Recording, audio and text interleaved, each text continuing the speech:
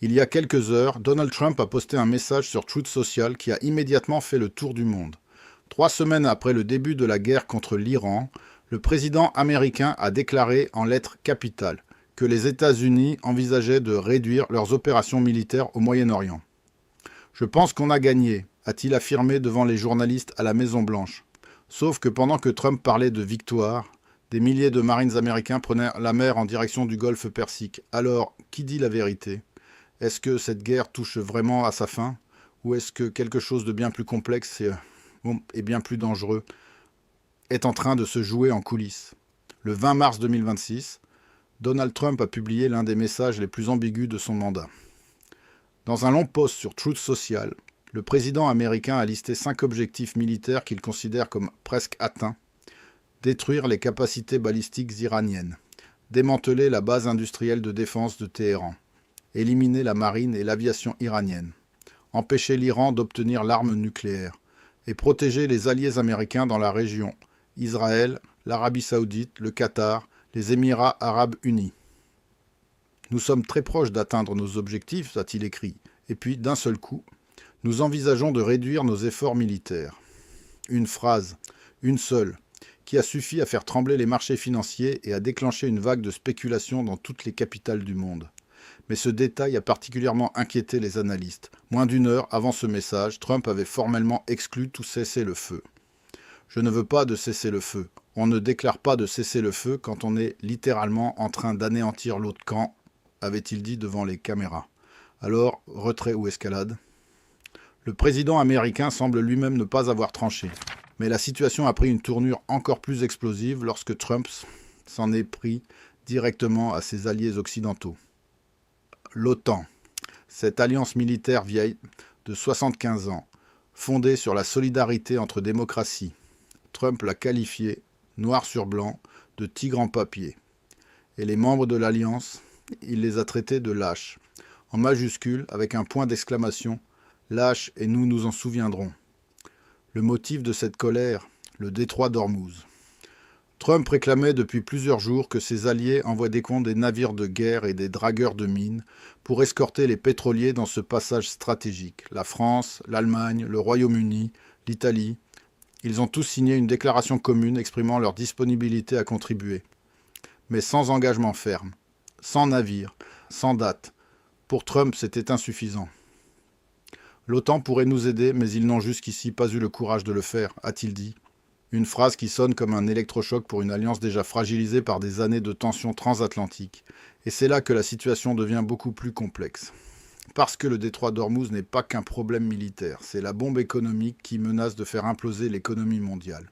Environ 20% du pétrole mondial transite par ce couloir étroit entre l'Iran et la péninsule arabique. Depuis le début du conflit, ce passage est quasi totalement bloqué. Résultat, le baril de Brent a bondi à plus de 112 $ le vendredi 20 mars, une hausse de près de 48% depuis le début de la guerre.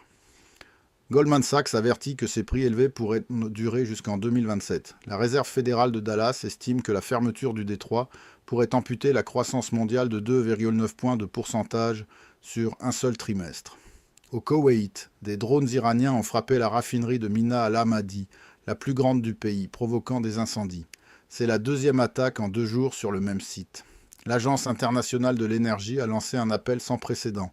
Elle demande aux populations de travailler depuis chez elles et d'éviter les voyages en avion pour limiter la consommation de carburant. Le monde est en train de vivre le pire choc énergétique depuis les années 1970. Mais voici ce qui s'est passé ensuite et qui pourrait vous surprendre. Pendant que Trump déclarait envisager un retrait, le Pentagone déployait entre 2200 et 2500 Marines supplémentaires vers le Moyen-Orient, embarqués sur le navire amphibie USS Boxer. Le secrétaire à la Défense Pete Hegseth a annoncé que le Pentagone allait demander environ 200 milliards de dollars de financement supplémentaire pour la guerre. 200 milliards, pour une guerre presque gagnée. Un officiel américain, interrogé par des médias américains, a été clair. Il a dit qu'on était proche. En attendant, l'armée américaine frappe fort et continuellement. Il faudra encore quelques semaines. Certains conseillers de Trump envisagent même des opérations terrestres. Alors non, cette guerre ne se termine pas. Elle change de forme. Et le paradoxe le plus absurde de cette semaine, pour tenter de faire baisser le prix du pétrole, l'administration Trump a décidé de lever temporairement les sanctions sur le pétrole iranien. Environ 140 millions de barils de brut iranien actuellement stockés sur des tankers en mer vont pouvoir être vendus sur les marchés internationaux jusqu'au 19 avril 2026. Les États-Unis sont donc en guerre contre l'Iran. Et en même temps, ils lèvent leurs propres sanctions pour permettre à l'Iran de vendre son pétrole. Le secrétaire au Trésor Scott Bessent a défendu cette décision en affirmant que l'Iran aura du mal à accéder aux revenus générés. Mais symboliquement, le message est dévastateur. Washington reconnaît implicitement que l'Iran a réussi à mettre suffisamment de pression économique sur les États-Unis pour les forcer à reculer sur un point central de leur stratégie de pression maximale. Pendant ce temps, Israël joue une partition bien différente de celle de Trump. Alors que le président américain parle de réduction des opérations, les dirigeants israéliens, selon plusieurs sources proches du dossier, visent un objectif bien plus ambitieux, un changement de régime complet à Téhéran. Des frappes ont de nouveau visé des installations nucléaires, notamment à Natanz. Les médias iraniens ont annoncé qu'aucune fuite radioactive n'avait été détectée, pour l'instant. L'Iran, de son côté, a refusé catégoriquement tout cessez-le-feu. Le ministre des Affaires étrangères, Abbas Araghchi, a prévenu qu'il ne voulait pas répéter le scénario de l'année dernière. Toute fin du conflit devra être complète, permanente et accompagnée de garanties. Autrement dit, Téhéran ne capitule pas. Alors, où en est-on vraiment ? 3 semaines après le début de la guerre, le tableau est celui d'une puissance américaine prise dans ses propres contradictions. Trump veut partir, mais ne peut pas fermer les yeux sur le détroit d'Ormuz. Il veut que ses alliés agissent, mais il les a insultés publiquement, réduisant les chances d'une coalition crédible. Il a sanctionné l'Iran pendant des années, et il lève ces mêmes sanctions pour survivre à la crise économique que la guerre a créée. L'Iran, malgré une armée dévastée, tient toujours un levier considérable, le robinet énergétique du monde, et tant que ce détroit restera fermé, personne ne peut vraiment déclarer la victoire.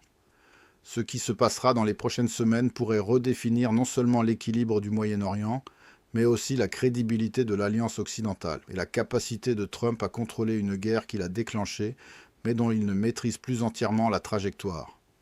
Une chose est certaine. Le monde ne sortira pas inchangé de ce conflit.